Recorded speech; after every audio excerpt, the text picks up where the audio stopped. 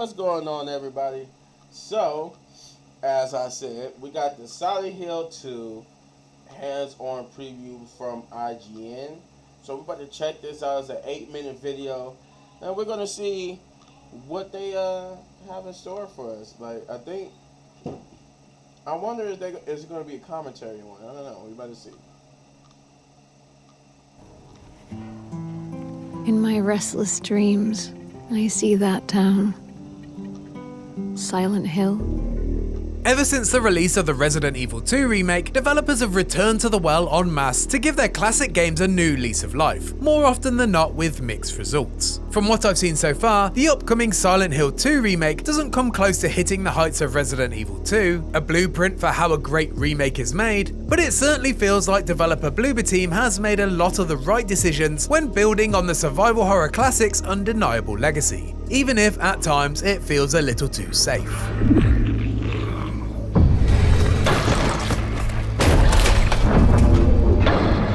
I played the opening 3 hours of Silent Hill 2, and it was immediately apparent from the off that the remake gracefully captures all the important elements, an oppressive tone and straightforward game mechanics, even when the task itself is being obtuse.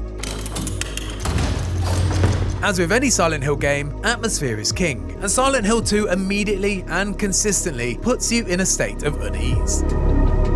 A thick fog surrounds the town just like in the original, but now benefits from modern lighting and volume, thanks to today's technical improvements. The streets are now filled with a new level of detail, shops are explorable, and strange sounds, cries, and groans are dynamically lurking around every corner.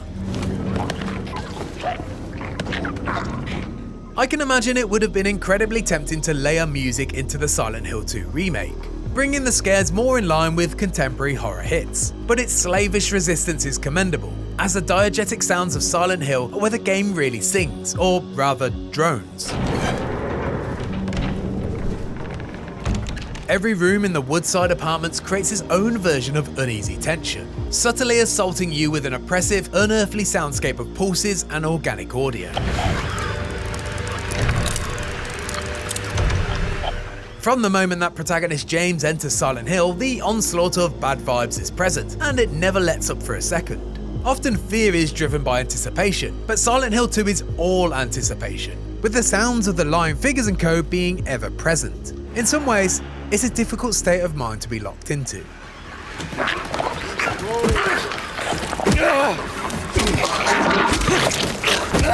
It's fair to say that Silent Hill 2 has stepped up its visual and audio game, but that's to be expected for a 2024 release. The bigger and perhaps more impactful change is perspective, with Silent Hill 2 adopting the trusty over-the-shoulder playstyle that's become a staple of the genre.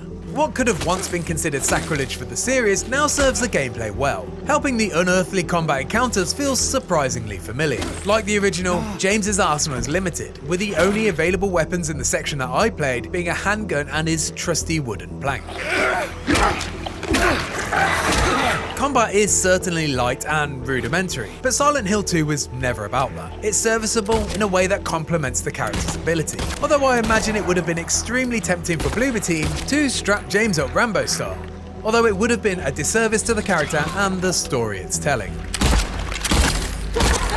That's not to say that James doesn't have a new move in his locker though. Silent Hill 2 implements a new dodge mechanic, allowing James to quickly dart out of the way of an enemy's projectile vomit or Pyramid Head's swinging blade.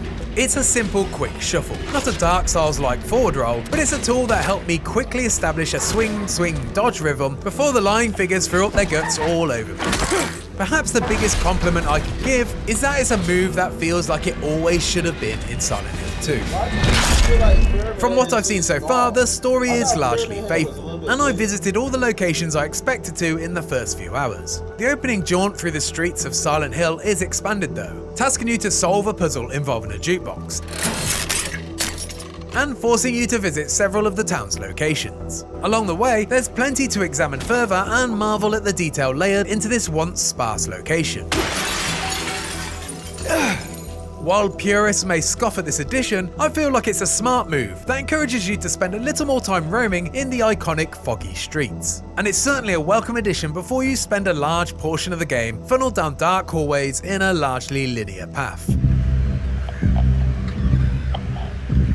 Fans of the original will be happy to hear that the remake doesn't hold back with its returning puzzles. Like the original, the remake scales clues based on your difficulty level. But even on the normal difficulty setting, I found some puzzles momentary head scratchers that encouraged me to truly absorb my surroundings, especially after hard switching from my kill everything that moves headspace. Fans of the 2001 classic and the Resident Evil series know exactly what kind of thing to expect, using environmental clues to solve riddles and combinations. But it felt like there was a little less signposting in Silent Hill 2 than in its peers. It's hard for me to quantify this, but all I can say is that my usual urge to brute force the puzzles was quickly replaced by a wish to legitimately solve them. Hopefully that speaks to the puzzle's design and not the pressures of the PlayStation environment. Bloober Team's decision making when rebuilding this classic has been clever, but it's not perfect. The dialogue and performances still feel a little too campy and silly for my taste, often taking me out of the super serious tone. No, you shouldn't be here. Unlike Resident Evil, where the campy nature is a big part of Rated death. the vibe, Silent Hill in 2024 requires a subtle touch to complement the same masterful approach in atmosphere and sound design. Purists may celebrate its faithful remaking of the original lines, but I felt like there was an opportunity here for some subtle tweaks. I only got a small taste of the dialogue though, and Silent Hill 2 isn't exactly known for long conversations, so perhaps it's not any kind of deal breaker. You didn't love Mary anyway. What? Hey, wait! Another irksome inclusion is the logical but slightly tedious activity of opening countless kitchen cupboards and drawers to collect handgun ammo and healing items, similar in a way to modern games like The Last of Us. It makes sense on paper, organically placing your collectible items in realistic locations, but I can't help feel like it took me out of the atmosphere, altering my thought process from fear to loot every time I entered a new room. Maybe it says more about me than the game, but several times after entering a room, I was jumped on by a hidden mannequin because I had prioritized scouring for pickups instead of enemies. Disappointingly, from what I've seen so far of Silent Hill 2, it doesn't appear to incorporate my favourite feature the best remakes tend to have: taking your expectations based on what you know about the original and subverting them. 2002's Resident Evil remake, which played around with the dogs jumping through the window jump scare that all fans expected, is the perfect example of how this can be expertly crafted. The approach allows for tension of a fake out and the creative space to drop new scares in where you least expect it. The Silent Hill 2 remake doesn't appear to have any real moments like that, and ultimately, no real big swings that change the landscape for hardcore fans. At least not what I saw in the opening 3 hours.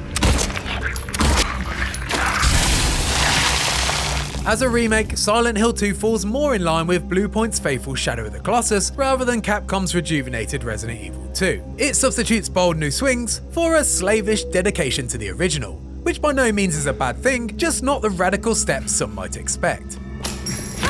Silent Hill 2 certainly needed a fresh coat of paint and a tune of the engine, and Bloober Team has provided that in spades. But everything else is an extremely faithful reimagining that mostly resists the urge to alter the successful formula of a stone cold classic. And if you like that video and you want to find out more about Silent Hill 2, then be sure to stick with IGN.